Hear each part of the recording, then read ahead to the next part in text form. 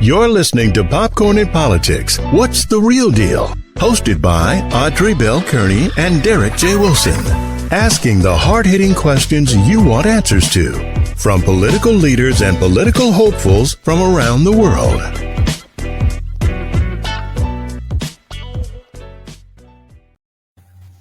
Good afternoon, and welcome to another episode of Popcorn and Politics. I'm your host, Audrey Bell Kearney, along with my co-host, Derek J. Wilson, and our official guest for today, Representative Donna McCleod, State Rep. Donna McCleod. Thank you so much for joining us.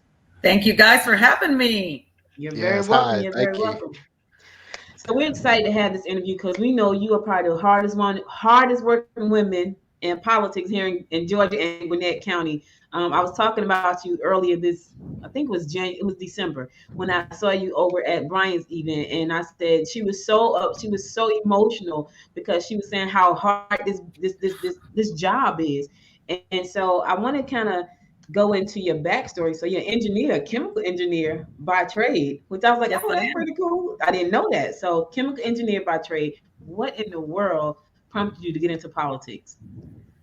It's funny. I came to the U.S. in 1998, and I actually came because my father is a welder, and we had lived in Canada first, and my father moved to the States, and he asked if we were interested in moving to the U.S. This was back in 1991. We said sure, and the started paperwork. It took 7 years to get the paperwork for us to get our green card. So I came here with my green card. I was not a citizen, of course, came with the green card. So my dad is the one that was moving, he had kind of been the leader on that stuff. And so my dad coming down to the States, and we saying we were interested, and finally the papers came through. So I had to make a decision on where I want to live. And it so happened that the Olympics happened in Georgia in 96. 96, yeah. Right. And put Georgia on my mind because I was thinking about moving to Seattle. And then, Georgia was on my mind. I came down here and I really liked it. It was clean. Anybody knows anything about the Toronto, Ontario, the metro area, it's very clean. And so that was something I was definitely looking as part of my parameter. I had gone to New York several times. A lot of my family live in New York, but I didn't like it. It was back in the 80s. So it was definitely not a place I want to live. And then I came here. 2000, the election happened with Gore and Bush. And I was really disturbed by the way it was determined that George W. Bush was the president. So I actually in 98, 2000, so I was only here maybe a little bit over a year and a half, and I was down in Florida protesting George W. Bush's inauguration. They said they're going to kick me out of this country. So I was already getting involved. And then 2004 happened, and it was Senator Barack Obama who came up on the stage and said, it's not a blue state, it's not a red state, it's the United States of America. And I basically, Gracie, no, my grandson, hold on. Okay. Oh, that's okay. We are, well, I have kids. I'm sorry. Yeah. So I have a granddaughter. So it's my grandson, Grayson. Yeah. So I went to Florida, came back up. 2004 happened. Senator Barack Obama came on the stage and he brought up his wife. And I said, if this man ever run for president, I was going to be there from day one. That's what I did. In 2007, when he announced, and in 2008, he opened an office down in Atlanta. And I used to drive from Gwinnett to go down there because I really believed that he would be an excellent president. And I have always been committed that I think that Black folks can lead and lead well. So I had no reservation. I went down and I remember going on to people's door and they would slam the door in the faces because they were supporting then at the time, the First Lady, and I think she was Senator at the time, also former Senator Hillary Rodham Clinton. And they had believed in the Clintons and didn't really see a Black man becoming president. And it wasn't until Iowa that I think Black folks said, hey, if people in Iowa can vote for him, why not us? And it changed the trajectory for Senator Obama. And I was honored. I'm always honored to that I was a part of that campaign. It was the most intense, most awesome campaign I've ever seen in my life, and grassroots organizing just got into my blood from there. So that's how I kind of got into the whole scheme of things, the grassroots organizing, and what I saw in Senator Obama's campaign. And of course, I was a national director for voter outreach of Black Women for Obama in 2012. And so it just stayed there, and I never stopped. I opened a nonprofit business for civic engagement because people really did not understand their government that were born in this country. And it is something that actually pushed me more, because when people said they weren't in politics, it's simply because they didn't understand that all of us are in politics. We're not politicians, but politics determine how your tax dollars are being used and who you elect on your behalf to basically help spend your money and make sure that you get a ROI, a return on investment. That is the way you should look at politics. You wouldn't put money on the stock market and not expect to get an ROI. Everybody wants a return on investment. Yes. Wow. So fast forward to 2016, you jumped in the race for House State Rep House 105, and because there was so much gerrymandering back then, it kind of brings us back to where we are right now. You lost that race by 222 votes, but then you came back. You came back again because you're a fighter. You don't quit. You came back again, and you took it in 2018. What do you think about the atmosphere where we are right now with all the voters' legislation and redrawing of the lines right now? So let me go back about my run in 2016. Prior to that, 2015, the lines were gerrymandered. And after the 2016 election, where I lost by 222 votes, about 5 members of my team stayed together. And what we did was a thank you campaign, because 2,100 people didn't vote in that race that year.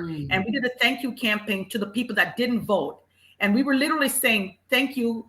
I lost because you didn't participate. And it was like reverse psychology. And believe it or not, in 2018, not only did they come out, I think 3 people actually passed away during that time. But in 2018, not only did they come out, every one of those folks, but it doubled. So I won my race by over 4,000 votes over my opponent. And in my re-election, I won by almost 8,000 votes more than my opponent. But so I just wanted to show persistent is a thing, and you got to have a plan, and you have to be intentional. And if you really care what you're doing because it's the right thing to do, then you do it with all your gut soul, and you do it because you're in service of the people that you serve. In regards to SB 202, everybody's been focusing. So let's just talk about this as a whole. African Americans in this country don't have a birthright to actually vote in. Let's make that clear, right? Right.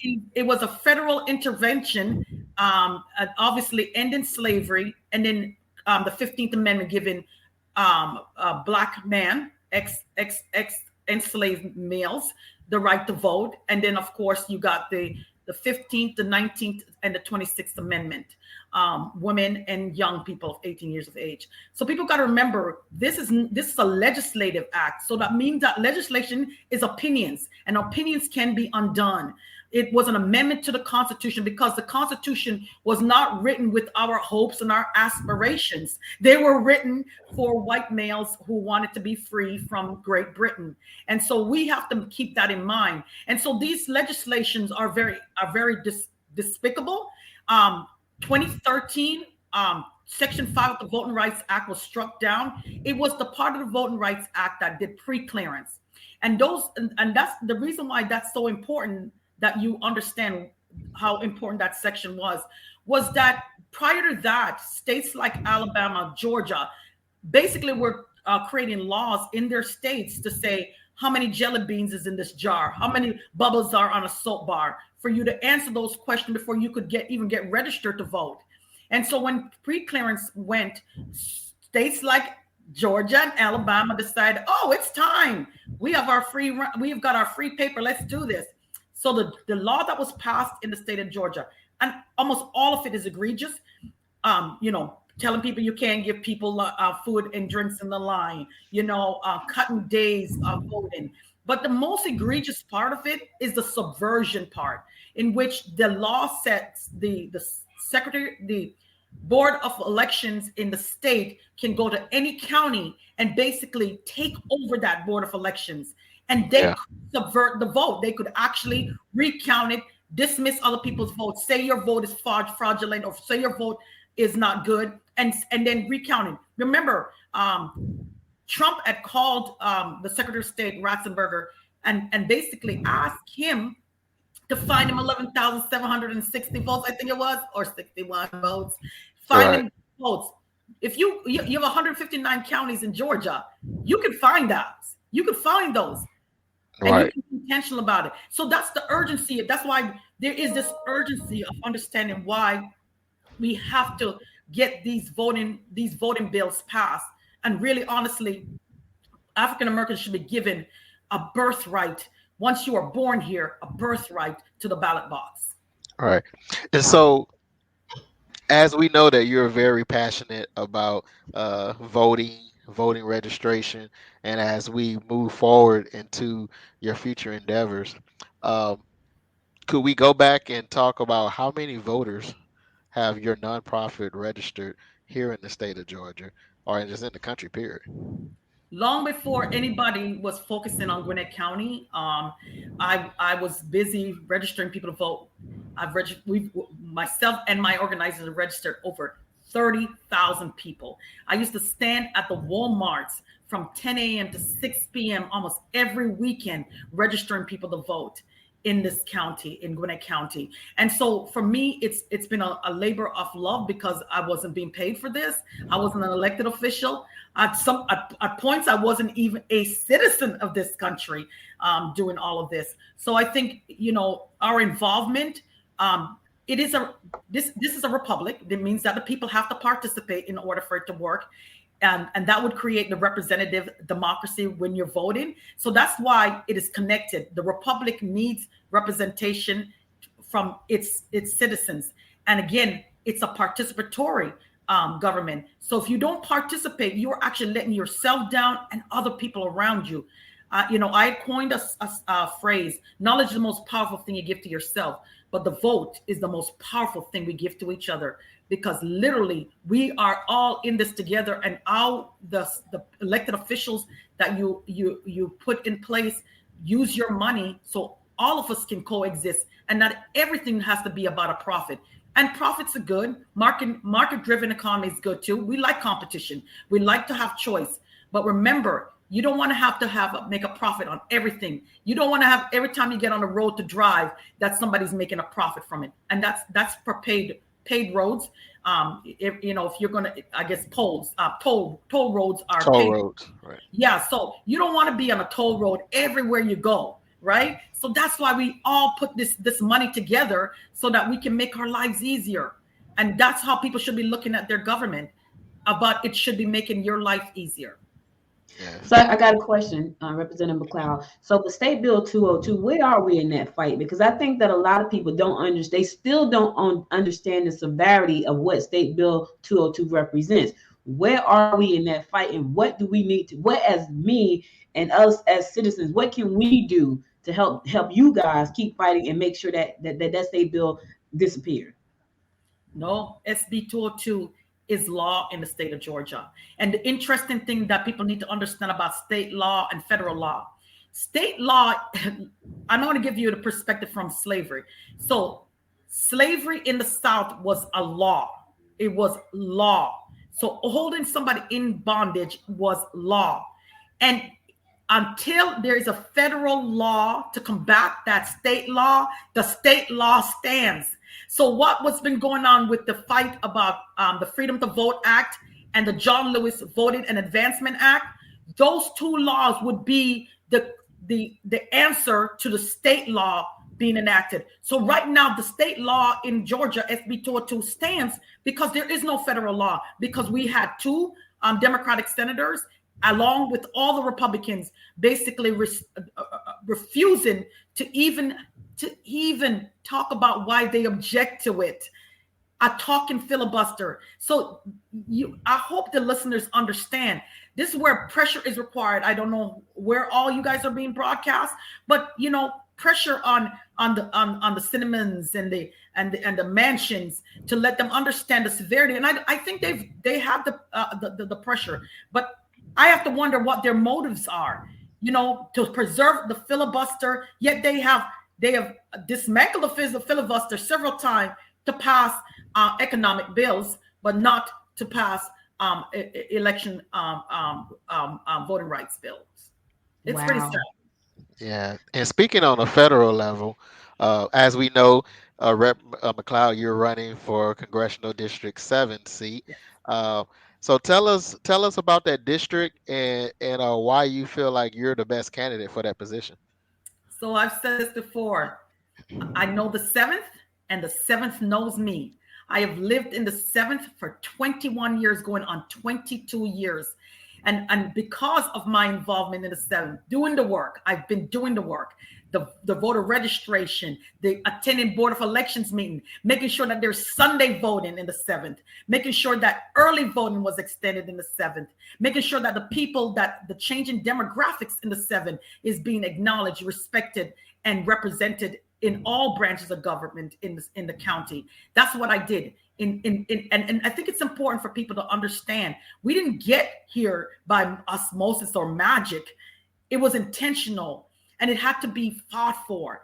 I remember sitting down in a deposition because we took the county, Gwinnett County, to court on this issue of diversity. This was 2017, by the way. There was no persons of color, neither on the school board or the Board of Commissioners back in 2017.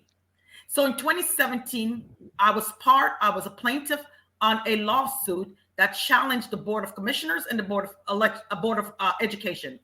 On the Board of Commissioner, we had one of the board members sit down, and when she was asked by the Lawyers Committee attorney, why is it so difficult to diversify the Board of Commission? And she said, I don't understand what the problem is. She said, they have nice house and they have nice cars. What's the problem? So we were supposed to come here. People of color were supposed to come into this county, in Gwinnett County in particular, because majority of the 7th lies in Gwinnett County, and about 84,000 lies in Johns Creek. And so I'm definitely want to make sure I get to know everybody in Johns Creek. But again, to have that mentality that people of color that move into this county should just be appreciative because they have a house and a car, as if we are not dimensional. We're only singular, focused on we can only work and not think about leadership. It was discussed in a statement, but then we also sat down with two of the school board members at the time in 2017. Both of them Caucasian women that had been teaching for a long time because they were teaching from the 60s and the 70s. And when they were asked what was their opinion on segregated school, they said they had no opinion. So the attorney then said, okay, what about now, 2017? What is your opinion on segregated schools? They said they still had no opinion, yet they sat on a school board where 8 out of the 10 students in our school board system are children of color. Wow. That statement kind of reminds me of the statement that Mitch McConnell made this week. Oh my God. Yeah. When she said that, I said, "Ooh, that sounds like Mitch McConnell." That's not a slip tongue. It's not. And I heard it live, and I had that WTF moment because I thought maybe I heard it wrong. Because I didn't know there was a difference between African Americans and Americans. I thought we were all Americans. Apparently there is, to Mitch, because that is the reason why. That's why I said, is there other ulterior motives for the rejection of the Freedom to Vote Act and the John Lewis Voting and Advancement Act? And again, that's not the first time he said something egregious. He's known to do it. And if it's not in your heart, you don't say it. That's just the way we are. Humans, if it's not in your heart, you just don't say it. You don't say it. But it was in his heart, and it's the way he feels, that we're still second class. And he's probably right in some ways, because if we're not having the birthright to voting, then we have a problem in this country. I feel like Joe Manchin was kind of like a sheep in wolf's clothing, because he got the Democratic vote and won the election, and now he's turning it seems like he's turning his back on the party and the people, and so it's just sad. I mean, 2022. I think Joe Manchin, some of Joe Manchin makes sense, but some don't. You're either a part of a party and the policies that they present, or you're not. But I understand that he's elected in a state where 80% of those voters voted for Donald Trump. So he is in a bit of a bind. But like you said, there were Democrats that voted for him because they believe that at the core that he believed in the Democratic policies, right? A party is about the policies they stand on. It's not an entity. Because prior to 1965, African Americans voted primarily for the Republican Party. Yes. Because it was the party of Lincoln, and because that's where they felt that they would have the most power economically to make sure they can feed and clothe and put a roof over their family's head. And when they switched party after John Kennedy. JFK and then LBJ. And then LBJ. Yeah. That's where the swing happened with African Americans to the Democratic Party. And those who had the mindset of the old Democratic Party went to the Republican Party. And now it is the mentality that somehow power superiority, white superiority, money, and a dismissal of their African American citizens is the right way to go. And so let's say today was election day and you won. What would be the top two focuses that you would like to bring to DC? Number one, it's got to be voting. You have no other policies without it. Nothing else matters. That is why it's the one right before I was a citizen. I paid $680. And then I had to do the test. I had to study. I actually read the Constitution. And so for me, I had to earn my citizenship. And it was the one right I didn't have as a non-citizen. I could do everything else, but I could not vote. And so for me, voting is paramount, because you're not going to get anything on climate change rectified. You're not going to get anything on education. You're not going to get anything on a woman's right to choice. You're not going to get anything on, the transportation. You're not going to get anything unless you have that right to vote, to vote for a candidate that basically represents your views and your values. It is the most important right. And then the next one, there's no foundation without education. There's none, right? We have to educate our kids. And funding, basically, public school has got to be the nucleus, because that's most place where almost all of our children learn. And our teachers are the ones that touch almost all of us in our lives.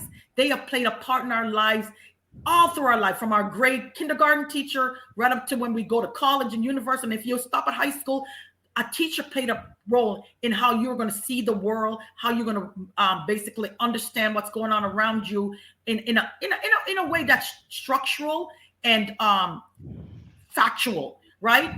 There's always emotions that get involved in everything else, but education has got to be a part of one of the most important part. We have to stop the school to prison pipeline. So we need to make sure that we have universal pre-K. So we stop that school to prison pipeline. It's unacceptable that we actually prepare jails for our children. What does it say about us as a grown-ups that are responsible for the shaping the future for our kids? We should be ashamed of ourselves. We should be ashamed. Thank you, Jacques Laurent, for your comments. That's right, Donna. Let them know. Yeah, Donna gonna let them know, y'all. Y'all know she gonna let them know. That might be the slogan. Let them know. Okay. I'm just thinking out loud.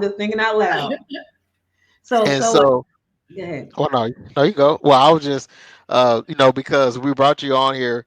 I was telling Audra, I said, well, this interview is twofold, because you are a sitting state rep in the middle of session and, redistricting and all the hoopla, but then you're also a candidate for Congress. And so we're trying to balance both legislative update as well as your campaign.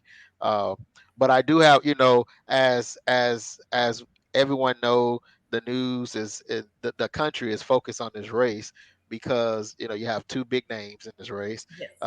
One person is from another district, and then you have the current seat holder. Both of them are not in this in seventh anymore.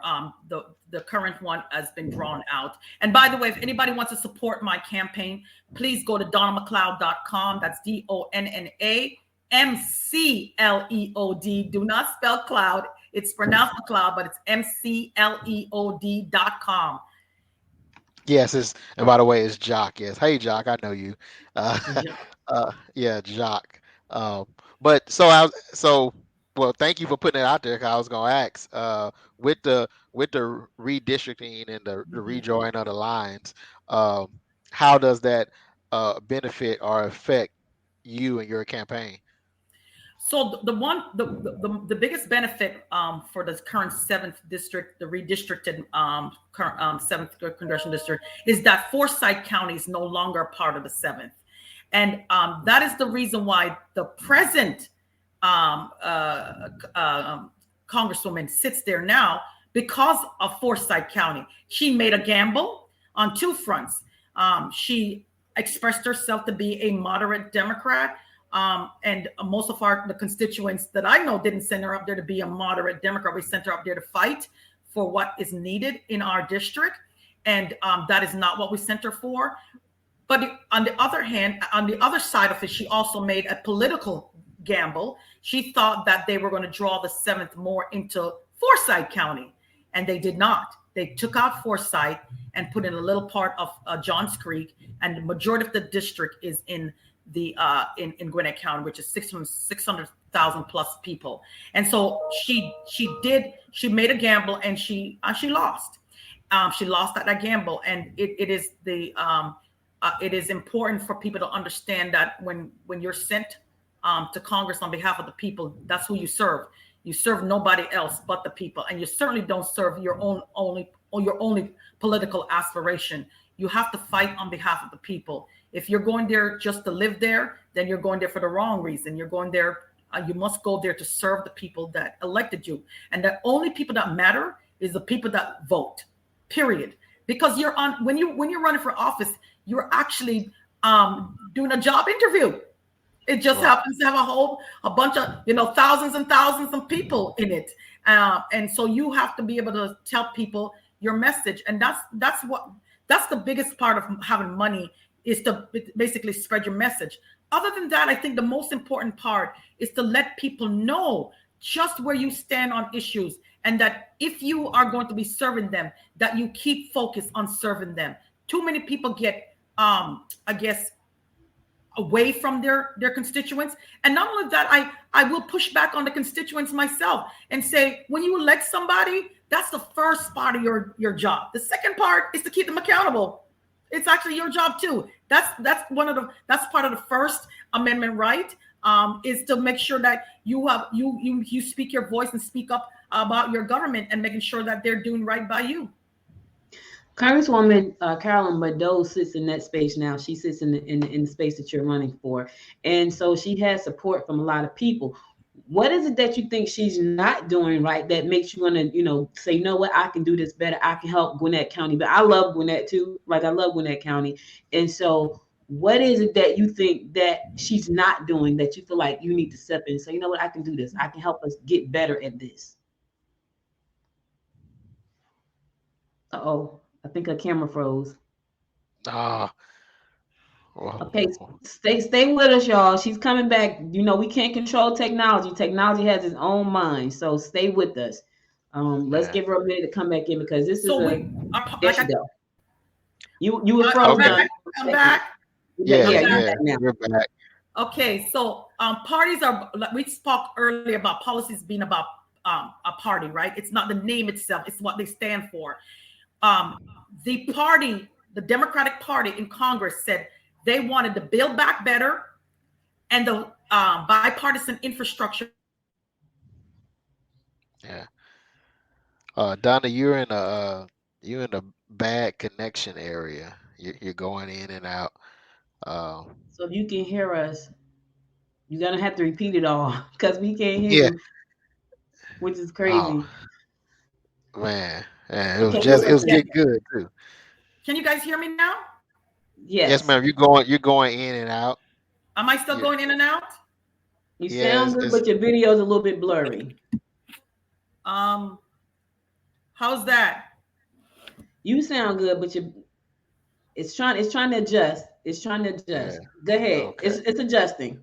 Okay, so our parties are about policies, right? Not Right. the name of the name of the party. It's what the party stands for, and the party, the Democratic Party in Congress decided that they're going to move the two bills together: the Build Back Better, as well as the bipartisan infrastructure bill. That's what the Democrats decided. The current congresswoman decided that she wanted to be a part of a caucus called the moderate Democrats. By separating herself, the message got delayed as to what is important in those bills, because then the media started focusing on this caucus, this small caucus of about 9 Democrats who call themselves a moderate Democrat, and the media started saying the Democratic Party is fractured, right? Then you get off message. Our job is not to create off message. Our job is to make sure that we sell the policies, we show the people why the policies will benefit them, and that's our job. She did not do that. She failed. She failed to do that. And when she started going into this caucus, she basically created a narrative that was different from what was needed, because pre-K, pouring asphalt and concrete is no more important than universal pre-K or paid family leave. It's no more important. It's about our tax dollars, and that all our taxpayer get a return on investment. She missed that point. And she also thought that voting rights issues, or voting issues and election issues, was mainly an African American problem. Subversion is not an African American problem alone. It's about our democracy, our representative democracy. Wow. So we have a user that says, we sell the policies. It is this behalf that we the people. That is right. We the people. And that's what state rep is saying. State Representative Donna McCleod is saying. So we know why. How do you think you're going to fare? Because now you're going up against Lucy McBath. You got them against Carolyn Bardot, but you have been in Gwinnett County for the whole time you've been here. So what do you need from the voters? What do you need from the people? What do you need when it comes to volunteering for you to help move your campaign along? Okay, so Derek happens to be my campaign manager. Woohoo! And and so what we need is for you to go to DonnaMcLeod.com. There is a link there too to volunteer, sign up. We're going to need a lot of volunteers. But one of the things that I'm doing is I'm not running against them. That is not what I'm doing. I'm running for the 7th Congressional District to serve the people here, because I know them and they know me. I'm the one in the grocery store. I'm the one in the Jamaican restaurant. I'm the one at Jay's Caribbean. I'm the one at Carrabba's. I'm the one all over this district. I'm the one that's in Snellville, helping candidates that are running for city council to get good people on the city council. I'm the one that has tutored and mentored so many candidates when they ran, to make sure that we had candidates on the ballot. Because Gwinnett County didn't change because, like I said, we wished it to. We did the work. We made sure that each race was being challenged on the ballot, because we had Republicans going unchallenged for decades. Until we changed that, it wasn't matter. Now everybody's looking at Gwinnett saying, oh, it's great. No, Gwinnett's great because we made it great. The people that came here and fought for it made it great. Thank you. Yeah. I got to say thank you, because I've been here 8.5 years, and I am grateful that you have made it great. Thank you. Yes. And so as we wrap up, are we getting to the wrap? We have time for more questions? We got time for 2 more questions. So we got 2 more. Go ahead, shoot. Okay, so no, I was just gonna give you the opportunity, 2 minutes. That's a long time on airways. But just give you an opportunity to, make your final. I ain't gonna say plea, but make your final statement as far as how people can But contact you. And Derek, I think she said there was 2 other questions or something. I got one. I got a question. oh, Derek. okay. Oh, okay. Oh, my bad. So Donna, we know where we sit right now with State Bill 202. It's a law here in Georgia. We couldn't get it done in DC. What does that mean right now for the voters? Because I'm sure that a lot of people that are watching this and that will watch it later, because it is live stream right now on Facebook, LinkedIn, YouTube, Roku, American One Radio, it's Twitter, it's live stream, and it's recorded, and we syndicate on Apple TV and Amazon Fire TV as well. What can they do? What do we need to be preparing for 2020, 2022? Because right now, if all these rules and regulations are against us, what do we need to be doing? Do we need to have certain IDs? What do we need to be doing so we can still win these elections that are very important to us despite these laws that have been passed? So, okay, first of all, know your polling location. Go to mvp.sos.ga.gov. Familiarize yourself with your districts. Make sure that you are listening out any kind of form that you can that are being presented in your community.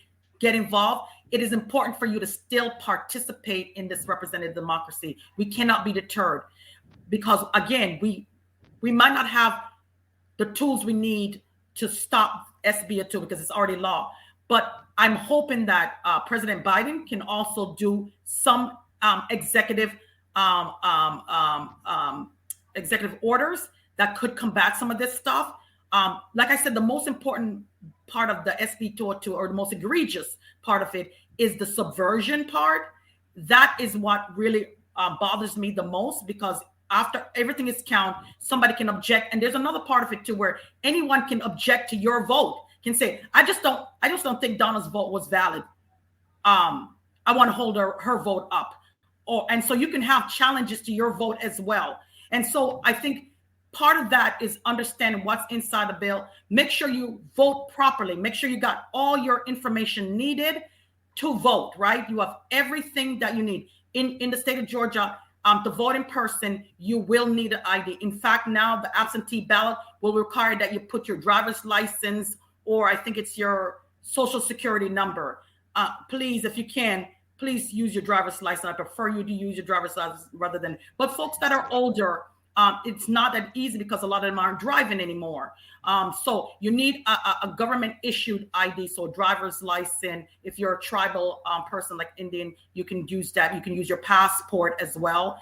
So those are the IDs you need.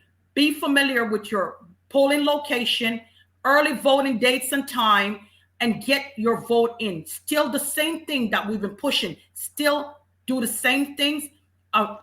Read instructions to anything that you might have, especially like if you're voting absentee. Make sure you read the instruction. Complete your application before. In the state of Georgia, it's required that you fill out an application to vote, to get an absentee ballot sent to your home. So make sure you read all the instructions. Know your candidates. Do some work. I know that we're busy a lot, but it's worth it because we are managing a whole lot of money. In the state of Georgia, it's $30 billion worth of your money that we're managing. And a lot of that came this time around I think it's about 3 or 4 billion came directly from the Biden administration to the state of Georgia. So again, the Biden administration is doing what they're supposed to do. It's sad that people aren't understanding just how government works and what is actually being done and who it's being done by. And so at the end of the day, you are the government. There is no one that can take credit for your tax dollars. You pay income tax, sales tax, and sometimes you pay fees. That all contributes to the foundation of our government. You are the government. It's a government of the people, by the people, and for the people. You've got to believe you are the most important ingredient, or else you will allow other people to take you where you don't need to go. Then I got a quick question for you. There's a user in the chat room, and they wanted to know, when State Bill 202 was passed, did you say anything about that? Did you stand up? That's it. Did you stand up for it? Did I stand up? They don't think you stood up for it. They say you didn't stand up. So I want you to clear the air. Wow. This is what happened. So we want to make sure that we give you the opportunity to address that. Did you stand up? That's what they're asking. Okay, so first of all, I went to the well and I called it the big lie. I said, we are making laws on a big lie. We're making legislation on a lie. In fact, it got picked up by CNN, MSNBC, and I was on all of those speaking out against, I've been passionate about voting. So you better believe I've not ever stood back and say it was okay. There's videos out there of me speaking about all of this. So so I don't have to just tell you. You can actually Google my name and you can find the videos. They're out there. And it's mvp.sos.ga.gov. By the way. GA.gov.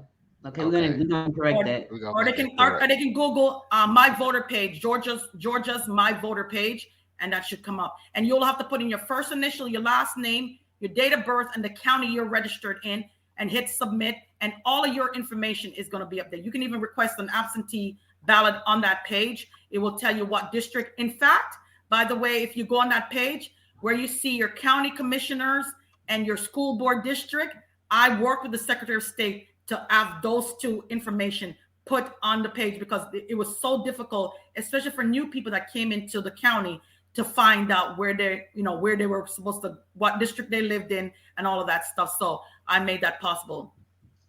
Okay. So Donna, another question. Go ahead. Go ahead, Derek. Another question that's online. They asked, how many bills did you have passed? Like, how many bills have you written that have actually passed? I have had lots of bills written, but the Georgia House of Representatives made up of 180 members. Only 77 are Democrats. The majority have all the committees. The speaker determines what bills gets into committee. And unfortunately, Democrats have not been able to pass a whole. And if we do pass stuff, they take parts of our bills and put in other parts of their bills. And then they pass it, and we are not getting the credit for it. So it's when you are the minority in a legislative branch, it's very difficult to get anything through. So that's why we're asking you guys to vote and go down the ballot and vote for Democrats, so that we can get the majority. Because we've been, with all of that said and done, we have pushed back on so many bills that were basically stopped, because we were able to push back and let the public know just what was going on under the Gold Dome. You know, right now we have I've introduced a bit to reconstruct the QBE formula for funding schools. I mean, that is not controversial, but because the Republicans have been trying to sell a narrative that they're fully funded public schools, the formula was created in 1987. Gwinnett County looks nothing like that in 2022. So it is a formula that doesn't work. I also introduced a bill to remove the $127 million they have in the budget for private prison. Why is taxpayers paying for privately funded private prisons with our public funded dollars? So I have a lot of great bills. I also introduced a bill for legalizing small amounts of marijuana, and also making sure that we expunge the records of people that were put incarcerated for small amounts of marijuana. So those are the things that we're putting forward. But unfortunately, because we're not a majority, we're not getting our bills heard in committee, and we're not getting our bills heard on the floor. The one thing I like to say about this show is that we try to educate the people that watch this show. So there are a lot of people who just want to have a problem with the candidates, right? I think you need to start to go and educate yourself. Where can people go to really educate themselves about the things that you're saying? Because I keep getting the same question in the chat. How many bills did you pass? Now, I heard you loud and clear when you said there are 77 of us and there's 180 of them. So when we put a bill on the table, we have a total of 180 members. So we have 77. So that means that they have 113. Okay. Right. You understand? So they have a majority. Majority in there's no 2/3 vote. If they get one more vote than 77, their bills pass. So if a bill comes to the floor and we don't like it and they like it, that means all they have to do is get 78 members to agree with them, and it passes. It's just One more vote is still the majority vote, and we don't have chairmanship jobs on the because it is Republican. They're the majority, so they control all the committees. They control the speakership, and the speaker is the one that determines if a bill gets heard and put through a committee for a hearing. And we don't get hearings, and it's not because we don't have good bills. Right. We have great bills. By the way, you can go to legis.ga.gov, and you can see, and you can Google my name. You can see all the bills that I've introduced and I was one of the first to introduce Election Day as a holiday in the state of Georgia. Thank you for that.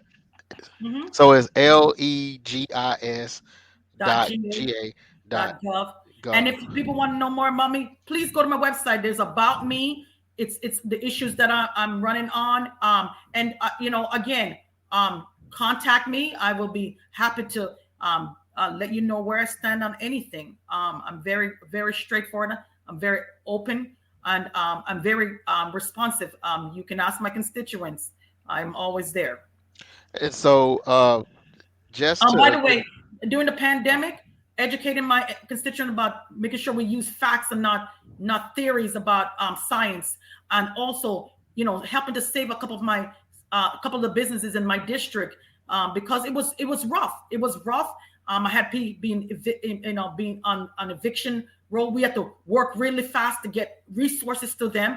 We had an issue with the Department of Labor, who was not responsive to the people. All of this stuff fell on our legislative folks. Plate this. The last 2 years been really, really rough on legislators that care. Let me just say that. So let me answer this question one more time, because there's a user here. They say you didn't answer the question. She said that she has not been able to get bills passed, not just her, the Democratic Party, because they are the minority, which means it's not that she's not trying to pass the bill, is that the Democratic Party is a minority. So if they are minority, which means they have no control over what gets passed, then nothing can get passed. I think people tend to take a lot of this stuff personal, and it's not personal. But here's the thing. I try to educate myself as much as possible about what's going on in our community and in the United States as a whole.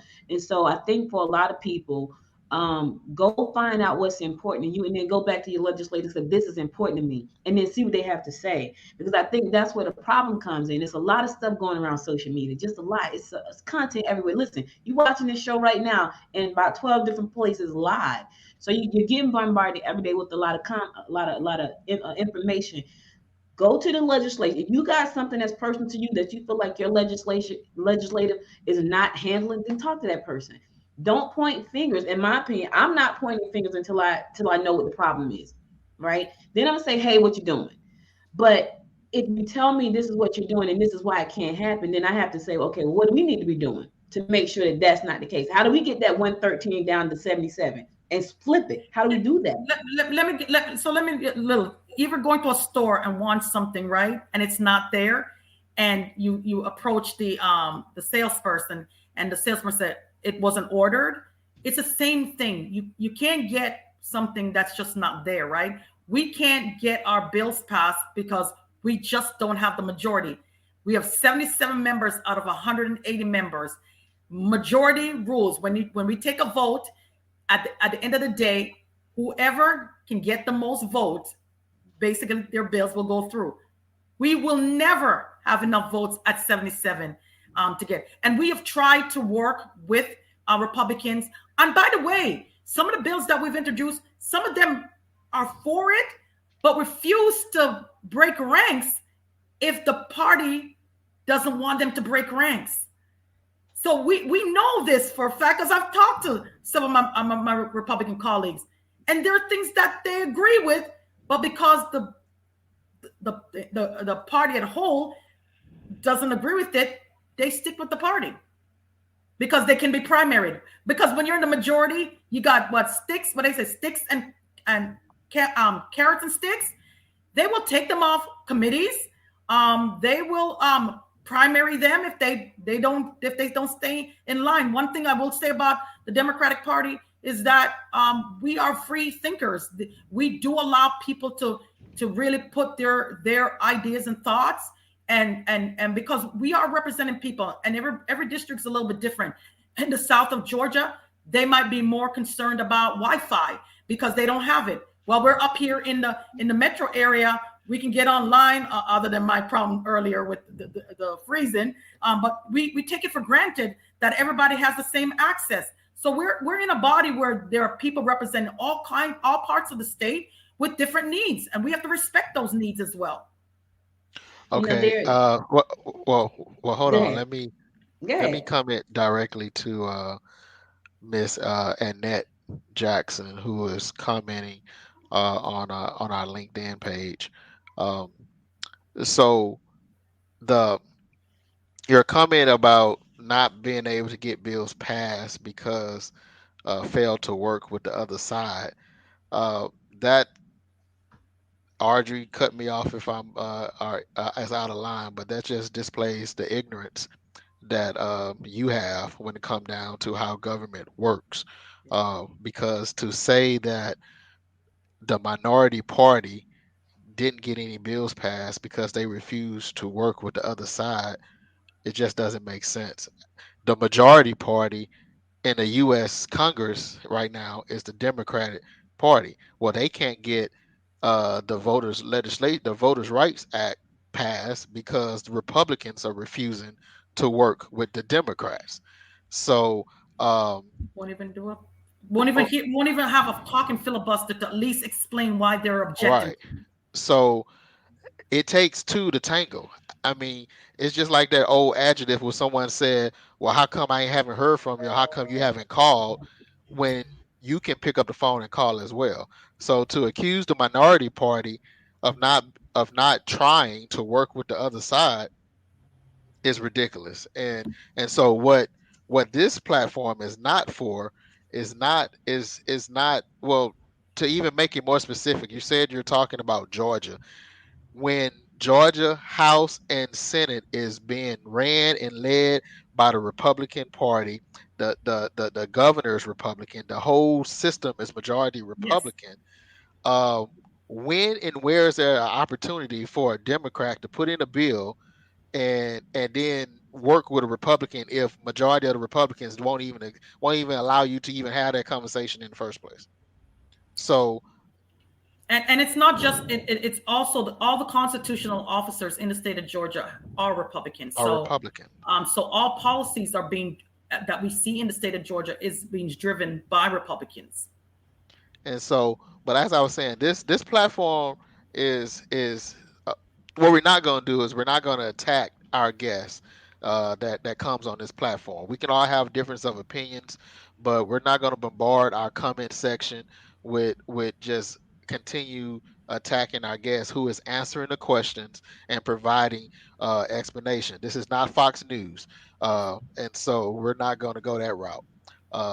But we do thank you for your comments, and we're going to move on from that. That's all I had to say about that, because it's getting to the point where it's getting ridiculous. Yeah, and that was why I said, how do people go out and learn stuff? Because I feel like a lot of times it's a lot of hearsay, and it's not a lot of people really going out and listening and learning about these things. It's like, well, this and that, go and learn and then come back. Yeah, there's facts out there if you want to learn.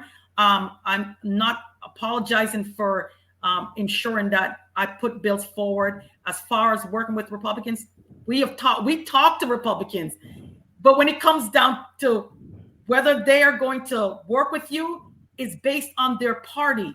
It's not individual anymore. They literally do not want to upset the leadership in the party.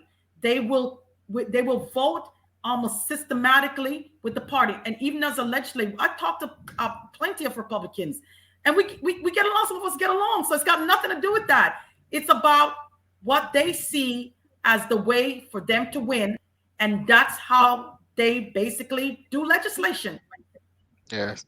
And the question what you should ask is, or what you should go research is, how many of these bills that have become law that didn't have not one Democrat support, because they refuse to speak with the Democrats. So I mean, I've seen a whole lot of reds as in no votes on the screen, and based on what Representative McLeod said, if it's 77 Democrats, I've counted just about 77 no's on several bills, and I want to say that SB 202 was definitely one of those bills that, they did what they could. I mean, but if you're in a two-door coupe running against an 18-wheeler playing chicken, either the two-door coupe gonna get out the way or the 18-wheeler gonna run you over, and that's what. Let me say something, Derek. I want to give everyone a kind of an idea. So in Gwinnett County, Democrats have the majority elected official here. So our delegation is mostly Democrats, but the state as a whole has more Republicans. We, as a delegation, we are allowed to introduce local legislation. We introduced some legislation last session for the county chair, increase their salary, and for restructuring the Board of Elections. Normally, a local bill goes on the local calendar, so you could have Bibb County, Clayton County, White County. A whole bunch of different counties could put everything on that bill, and we usually just vote the bill up or down. And normally we work together. And by the way, to the person who said that, if you look at a majority of the bills that pass that are Republican driven, Democrats have supported. If it's good bills, we've supported them probably 90% of the time. So it's not like Democrats are just trying to obstruct Republicans. We vote with them when the bills are good, and that's 90% of the time. And that she can check for herself. But at the end of the day, this particular local bill, the Republicans removed the Gwinnett part of it off that bill and put it as a general bill and have all the Republicans in the body vote our bill down. That has never happened before. Wow. So I just want people to get a good scope of that. Wow. Well, ma'am, thank you so much. You have been a lot of information, and I know that there are a lot of people who have their opinions, and we respect your opinions, and we thank you for tuning in and sharing those opinions with us. And thank you, Derek, for just letting everybody know that this is not a place to attack. This is a place to educate and to empower people to get out and vote. It's okay. It's okay. It's okay for people to have their own opinion, but they are not entitled to their own facts. And at the end of the day, I don't have a problem going toe to toe with anyone, even if they object to me, because I earned this right in this country to become a citizen of this country. And I've done everything that is required of any good citizens in this country. So I have no apology. No apology. There you have it. No apology. Well, thank you again. And I want to just drop your information in for people who want to go out and support you. I know you guys, I got to give it to you guys. I swear to God, Derek and I have talked about this many times, me jumping into politics. And I said, Lord, I don't think I can do it, because I don't know if I can handle that type of stuff right there. But I'll stay on the small business side while I help empower small businesses. That's my lane. And bring you great content, media. That's my lane. But thank you so much, Senator Representative McLeod. This country is worth fighting for. It's the most unique of all the countries. Born in Jamaica, grew up in Ontario, Canada, both parliamentary style government. I am very fascinated by the way this country is, and it's worth fighting for. Everyone should be willing to fight for representative democracy. It is young, it is new, and I think it's worth fighting for. That is why we have this platform. Find your lane and fight for this country. That's what I do. This is my lane. I'm fighting. Thank you so much. I really appreciate you taking the time. And her information is here if you want to support her campaign. You had someone donate to your campaign while you've been on the air. So that's pretty cool. Wow. I like that. Well, thank you guys so much. Yeah, thank you so much. Like, I just donated. I just contributed to your campaign. So, that was pretty cool. That was the first time that ever happened, by the way. So wow. I'm excited. Well, I'm excited about that. And I appreciate you both for allowing me to be on this platform. I truly enjoyed it. And even folks that were not necessarily seeing it my way, I'm okay with that, because I do that every day. That's how, if you're born and you live 50 some years on this planet, your life has not been easy. And having how should I say, opposition is okay. It's okay because I was built strong. Built strong. All right. Listen, if you like this show and you think that you have something that you want to share that's going to enlighten our audience, please go to popcornandpolitics.com and fill out our guest submission form there, and we would vet you and then bring you on the show. We feel like you add value to our audience and to our communities at large. So thank you again, Representative McLeod. We really appreciate you being here. Listen, that's all we got for today, y'all. This was a good one. I kind of knew it would be. This was definitely a good episode, and thank you again. Listen, we'll be back next Sunday, same bad time, same bad place. We want to thank you for listening in. Until next time, our friends, until next time, make it a great day. Bye, y'all. You're listening to Popcorn and Politics. What's the Real Deal? Hosted by Audrey Bell Kearney and Derek J. Wilson. Asking the hard-hitting questions you want answers to, from political leaders and political hopefuls from around the world.